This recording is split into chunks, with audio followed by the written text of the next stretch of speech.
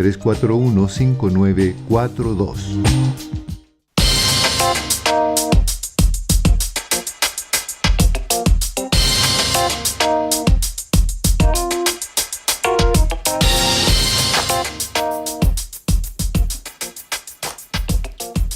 Estamos ya de vuelta en Política en Vivo y vamos a compartir esta segunda parte de nuestro programa con el doctor en estudios americanos y magíster en política y gobierno, cientista político de la Universidad Diego Portales y además académico del Departamento de Ciencia Política y Administración Pública de la Universidad de Talca, Mario Herrera. Estimado, tanto título, Mario. Qué gusto, bienvenido, gusto de saludarte. La Universidad de Talca no la podemos dejar de mencionar, nunca. Mucho tiempo y muchas gracias por la invitación y muchas gracias por la introducción también, bien larga. Tú sabes que a los cientistas sociales nos encantan los nombres extensos, tenemos como una maña ahí medio extraña. Oye, yo he recibido correos electrónicos de académicos y los pies de firma son mucho más largos que el correo mismo. Está bueno eso. Pero por supuesto, incluimos las redes, incluimos todo lo que participamos en algún. Oye, yo pongo mi nombre y es más, la inicial de mi segundo apellido. Yo jamás he puesto ni el inicial de mi segundo apellido. Pero además, claro, como dice Janet, dice, sí, estamos de acuerdo, nos encontramos. Y toda esa firma eterna.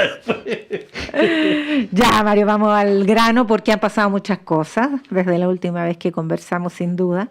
Uno de los remesones del escenario político han sido las encuestas post-primarias, que han salido durante toda la semana, cada una más auspiciosa que la otra para Janet Jara, y uno se hace la pregunta si eso va a ser así, si eso va a permanecer así, si eso es en realidad lo que siempre debía haber sido de acuerdo a la normalidad del escenario político chileno. ¿Cómo lo aprecias tú? Sí, hay un poco de todo lo que mencionas. Hay un efecto, evidentemente, de que los indecisos están tomando una decisión, valga la redundancia. Teníamos un 33% de indecisos hasta la primaria, ahora tenemos un 25% de indecisos. Y ese es un margen de 8%, pero ese 8% era un 8% que sabíamos que era una especie de voto escondido, de intención de voto escondido por el candidato del oficialismo. Eso pasa habitualmente cuando los presidentes tienen baja aprobación, la gente esconde su preferencia por temor a que no sea una preferencia popular. Ese es un concepto teórico que es hiper mega super estudiado, que se llama la espiral de silencio y que efectivamente opera en este tipo de circunstancias. Ahora, hay un efecto de eso, pero también hay un efecto de que Janet Jara salió muy fortalecida de la campaña de primaria. Salió fortalecida porque no es un éxito, no es una victoria de un 51-49, sino que es una victoria muy por sobre el resto de los candidatos, y eso naturalmente tiene un efecto, tiene un empuje al inicio de la campaña, pero que normalmente se va diluyendo con el tiempo. Y ahí es donde tiene el desafío Janet Jara. El desafío de Janet Jara en este momento es tratar de hacer ese tránsito desde la izquierda hacia el centro antes de que el centro se coopte. En este momento el centro está huérfano.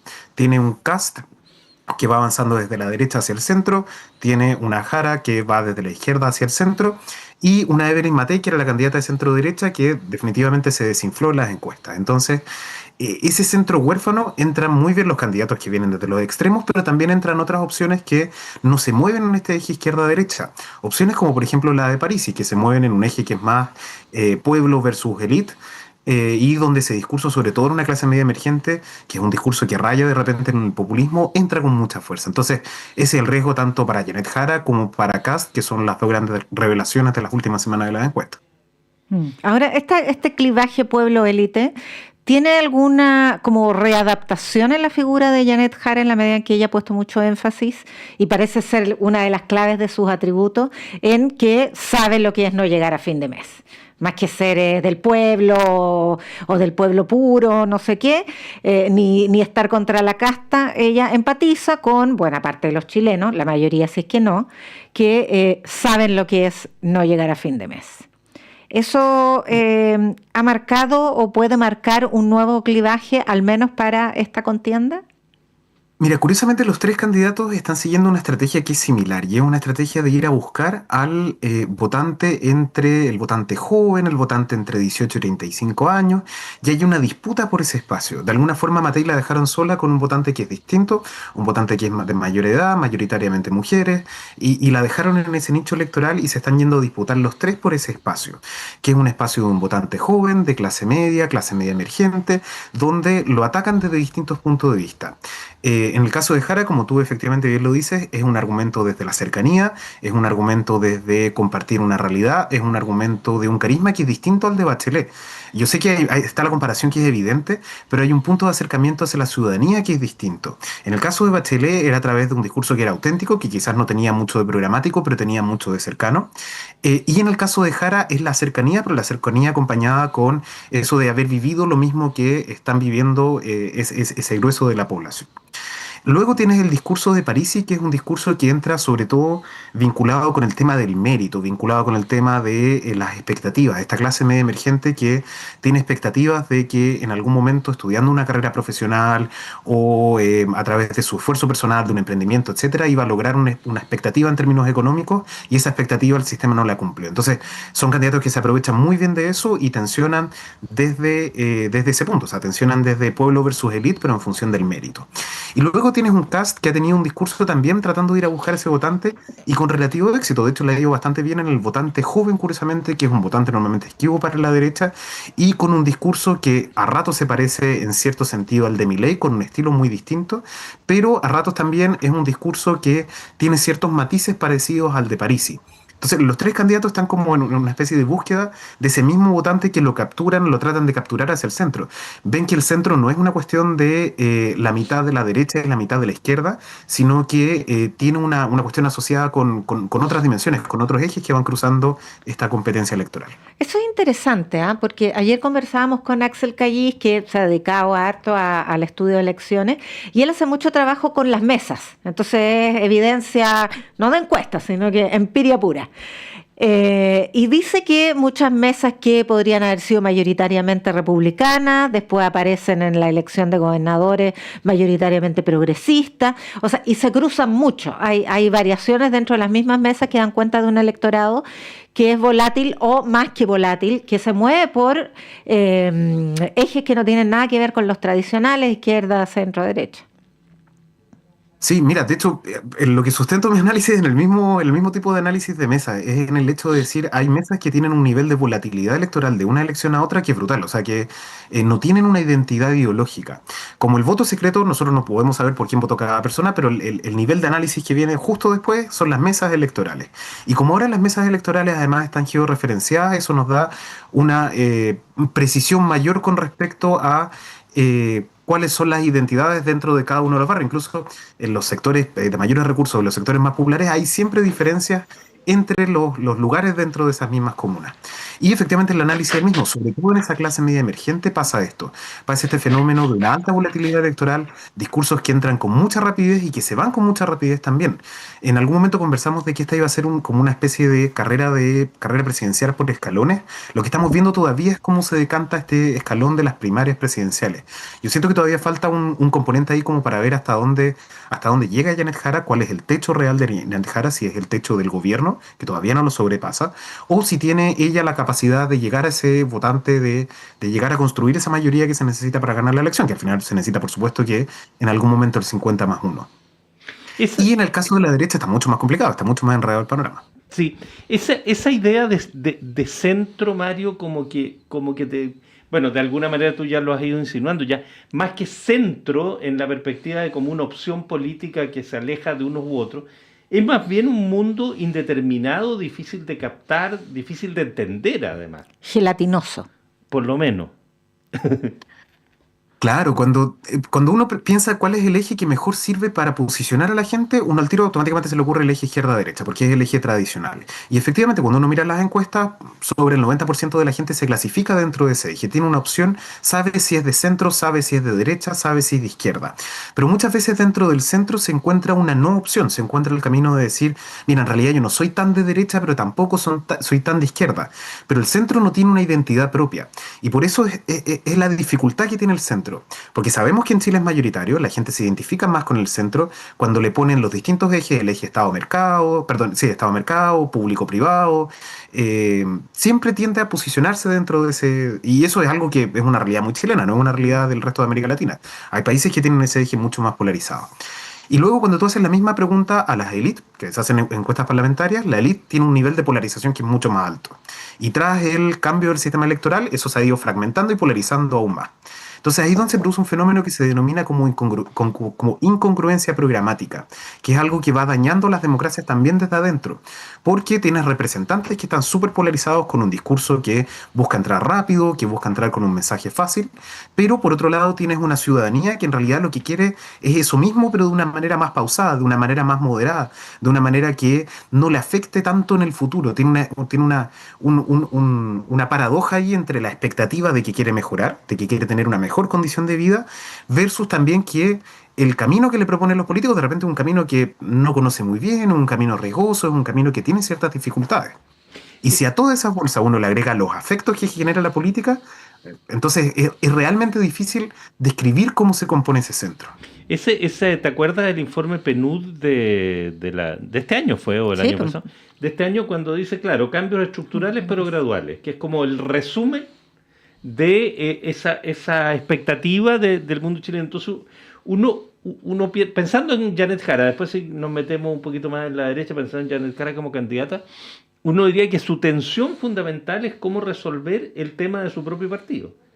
De que ella pueda representar eso, de que ofrezco cambios estructurales, pero graduales, con moderación, con una palabra pero con responsabilidad, etcétera, etcétera, etcétera, y con un amplio conjunto de personas, a una mirada de un PC más tradicional que te dice, no, queremos cambios más profundos, más de fondo, más etcétera. Mira, ¿cuál fue la receta del éxito de Boric en el año 2021? Fue llegar con un discurso sumamente moderado a la primaria, fue armar equipos rápidamente después de la primaria, fue incorporar personas dentro de su comando, hacer un programa relativamente extenso, que en ese momento se ajustaba además a la realidad del país, todavía no había pasado el primer proceso constituyente, entonces tenía harto elemento de eso, un programa bien denso, bien nutrido, y fue mostrando distintos voceros que uno podía perfilar como los futuros ministros. Ese es el camino que tiene que ahora recorrer Jara.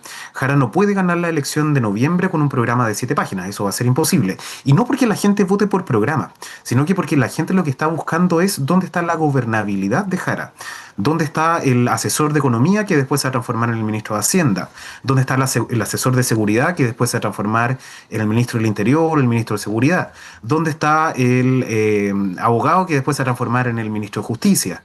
Tiene que empezar a mostrar esos rostros y empezar a acompañarse también por personas que de repente tienen un perfil más técnico, tienen un lenguaje más técnico, pero que la van a ayudar a nutrir esa parte que es la parte de la gobernabilidad y la estabilidad. O sea, si un individuo siente cercana a una candidata, pero además esa candidata te demuestra de que en realidad tiene gente con la que puede gobernar y salir adelante, entonces tiene hartas chances de aquí en adelante. Ese es el problema que han tenido candidatos que emergen con mucha rapidez, como por ejemplo Meo, como por ejemplo el mismo Parisi, que lo ha intentado varias veces también.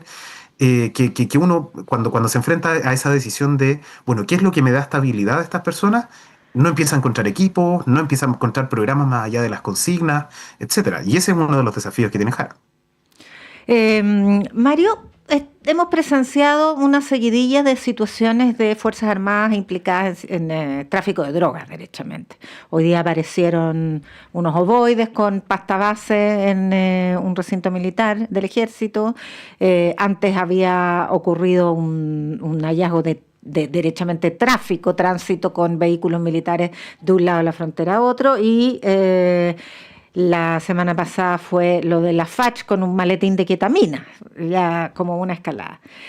Cuando la gente tiene como principal problema el temor por la delincuencia y el crimen organizado, y veía su gran esperanza, porque es la receta populista, en los militares, le aparece esta cuestión, ¿qué siente? ¿Qué crees tú que va a llegar a sentir la opinión pública? Todavía lo estamos decantando, pero ¿hacia dónde va a ir eso?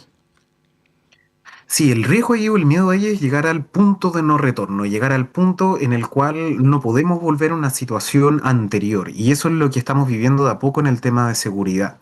En algún momento conversábamos de que el riesgo que tienen, por ejemplo, las incivilidades, esta palabra tan particular. Sí. Pituca la encuentro yo. Pituquísimo. Sí, bien pituca, pero que tiene un sentido. O sea, por ejemplo, cuando se instala el comercio ilegal, es que se van corriendo las fronteras, es que se van corriendo los cercos. Y esos cercos, esta semana yo siento que vivieron un nuevo momento, y ese momento es cuando ya las Fuerzas Armadas están involucradas. Porque en definitiva la gente se va perdiendo el refugio que tiene. Y eso pasa también por ciertas situaciones que ocurrieron al interior de esas Fuerzas Armadas. Nosotros decíamos que una de las cosas que tenía la corrupción en las Fuerzas Armadas era que hasta el momento se habían dado a un nivel que era un nivel superior. Eran personas del alto mando, ex comandante jefe del ejército, etcétera, que estaban en ciertos procesos asociados con casos de corrupción. Bueno, ahora eso se traslada a un espacio distinto, se traslada al espacio de las Fuerzas Armadas cotidianas, las Fuerzas Armadas del día a día, de lo que en Chile nunca pensamos ver, que era el carabinero que era incorrompible, ese tipo de situaciones que en otros países de América Latina sí son una realidad y son una realidad cotidiana. De a poco estamos corriendo ese cerco. Y entre más corremos el cerco, más nos transformamos en una situación de no retorno. Eso independiente de la valoración que uno tenga del rol de las Fuerzas Armadas en tareas de seguridad y todo eso, que me parece que es una discusión más larga, pero sí se va corriendo el cerco institucional y de alguna forma estas cosas se van instalando dentro de la ciudadanía. Ya no son solamente los medios de comunicación que nombran este tipo de casos, sino que hay casos que aparecen, y ahí es donde la respuesta institucional tiene que ser una respuesta fuerte y tiene que ser una respuesta contundente. O sea, tiene que ser, y además de esas dos, tiene que ser una respuesta colaborativa y tiene que ser una respuesta transparente. O sea, Mario, tienen que verse los resultados. ¿puede ser que se esté corriendo el cerco o también no puede ser que se estén levantando los velos? Somos buenos palmitos en Chile. Y esto de que eran incorruptibles y que nunca decían... uno empieza a mirar un poquito hacia atrás y dice, la verdad es que se notaba menos, a lo mejor, claro, no es la corrupción del crimen organizado porque no estaba, pero en la vida cotidiana esa imagen del incorruptible perfecto y todo eso era muy mitológica. Mira, por eso comencé con esto de las incivilidades, porque estas cosas habitualmente parten con un matuteo, con el clásico matuteo de las pegas, de que estoy vendiendo no sé qué, se les olvida de repente que son funcionarios públicos, que tienen ciertas reglas, y después se va corriendo el cerco porque aparece alguien con una oferta, y esa oferta después se transforma en una oferta de algo que no es necesariamente legal o que está al borde de, y así es como se van corriendo los cercos dentro de las instituciones. Y cuando tú observas que el alto mando está involucrado en ciertos casos, entonces en realidad lo que yo estoy haciendo es algo que es infinitamente menos dañino, con muchas comillas, porque es dañino. Por supuesto. Y así es como vamos transformando esto en una práctica que se va consolidando en el tiempo. Claro. No, digamos, saltarse los torniquetes, usar licencias médicas, todo eso. Claro, la venta de ropa en las oficinas es un clásico, ¿eh? Sobre todo, lo digo yo como, o sea, en el baño, probándose ropa sin ninguna boleta. No he estado nunca en una oficina donde eso no ocurra. En los edificios... Incluso medios de comunicación. No, y en los edificios grandes de la administración pública, tú puedes comprar de todo, te puedes ir de, como decía, en vez de incivilidad te vas de shopping. El sanguchito. Ah, sí, y esas cosas van corriendo el cerco, en definitiva. Sí, Sí, claro. sí, ese es uno de los problemas que tiene, y sobre todo en instituciones que son instituciones de orden, que son instituciones como las Fuerzas Armadas y Carabineros, que son instituciones que están para garantizar que ese tipo de cuestiones no ocurran. O sea, y el estándar debería ser un estándar incluso superior al del resto de los funcionarios públicos. Ahora, esto complica, yo creo, a la derecha, ¿no? ¿Cómo lo ves tú, Mario? Porque el recurso de los militares y de la policía, como seres además inmaculados que vienen a resolverlo todo, empieza a desmoronarse, pues. ¿Y ahora a quién vas a llamar? ¿A la NASA? Claro, porque la respuesta hasta ahora de la derecha ha sido una respuesta de más atribuciones. Démosles más atribuciones a las Y Fuerzas menos Armadas. controles. Y menos controles, y sabemos cuál es el resultado que tienen los menos controles. Es cosa de ver los casos con los gobernadores regionales, es cosa de ver los casos dentro de las mismas instituciones armadas, es cosa de ver todos los casos que tenemos en este momento, que si hay algo que todos tienen en común es la ausencia de controles, o controles que en algún momento se debilitaron y estas cuestiones se permearon. Son los momentos en los que se crea la ocasión. Y si bien hay responsabilidades que son, por supuesto, responsabilidades individuales y todo lo demás, hay un rol ahí también de las instituciones de permitir que este tipo de cosas se vayan asentando. Y respondiendo a tu pregunta, efectivamente, a la derecha la pone en una situación conflictiva. La pone en una situación conflictiva porque no sabe si es que lo que tiene que hacer en definitiva es el respaldo a las Fuerzas Armadas, como se respalda a las Fuerzas Armadas en este tipo de situaciones, se respalda al alto mando, pero ¿y si el alto mando tiene una posición que es una posición compleja frente a este tema? ¿Qué es lo que vamos a hacer? ¿O la respaldamos como institución en sí misma? Allí es donde entran los problemas, sobre todo además en una semana donde hemos tenido esta cuestión de lo que ocurrió en el barrio Mex, donde hemos tenido cuestiones asociadas con la seguridad, que el argumento sencillo ahí era decir, bueno, dotemos a los guardias de seguridad, a los guardias municipales de mayores herramientas, que es un clásico discurso de derecha, es un clásico articulador de la derecha, dotemos los demás herramientas. Y bueno, cuando tú ves que con las herramientas ocurren este tipo de cuestiones, ahí es donde entran en conflicto las posiciones. Acuérdate que en el barrio Mex había una mafia de carabineros en la Sí, comisaría. pues, los pulpos verdes. Entonces esto no... Es como, por eso, a eso me refiero diciendo cuando uno levanta el velo más bien, porque esto viene de hace mucho tiempo en las instituciones, lamentablemente. Mira, fíjate que yo hoy día tenía una conversación con un colega que es abogado penalista, que yo le decía, bueno, nómbrame un país que haya retrocedido de una instancia como la que está Chile, como la que está caminando Chile. Y no me pudo dar ningún ejemplo de un país que con algún tipo de institución lograra llegar al estado inicial. En la medida en que estas cosas van avanzando, se van asentando, y en la medida en que se van asentando, se van normalizando también. Uno ya tiene la normalización de que en el barrio Mex hay por lo menos unas 3 o 4 cuadras de manera permanente, con frío, con calor, en invierno, en verano, en casi cualquier estación en la cual el Estado prácticamente no puede entrar, en la cual si te roban no va a entrar un carabinero a ayudarte, en la cual pasan este tipo de cuestiones. Entonces, ahí es donde está el riesgo, porque se va perdiendo el rol del Estado, dentro de la cotidianidad. Y ahí es donde el discurso de izquierda no ha logrado enganchar bien, que es un discurso que es muy sencillo, porque sería responder con más Estado, sería responder con la intervención del Estado. Si al final, incluso hasta las visiones más minimalistas del rol que tiene que tener el Estado sí tiene que garantizar ciertas cuestiones asociadas con seguridad. Desde Hobbes. Mario Herrera, cientista político, académico de la Universidad de Talca, entre otras muchas otras cosas. Querido Mario, 1.000.000 de gracias, como siempre, un gusto compartir contigo. Muchas gracias a ustedes por la invitación. Gracias, Mario. Ya, y nos vamos. Tania González y Fernando Sepúlveda han estado en la producción periodística, Patricio Núñez y Ariel Acevedo en la puesta al aire. Yanna, te invito aquí en la sala máster.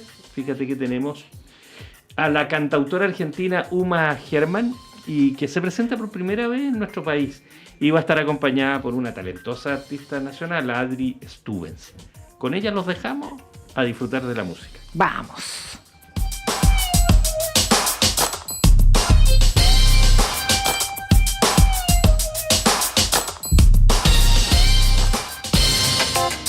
El Departamento de Prensa de Radio Universidad de Chile presentó Política en Vivo. Un análisis de la realidad nacional con panelistas e invitados.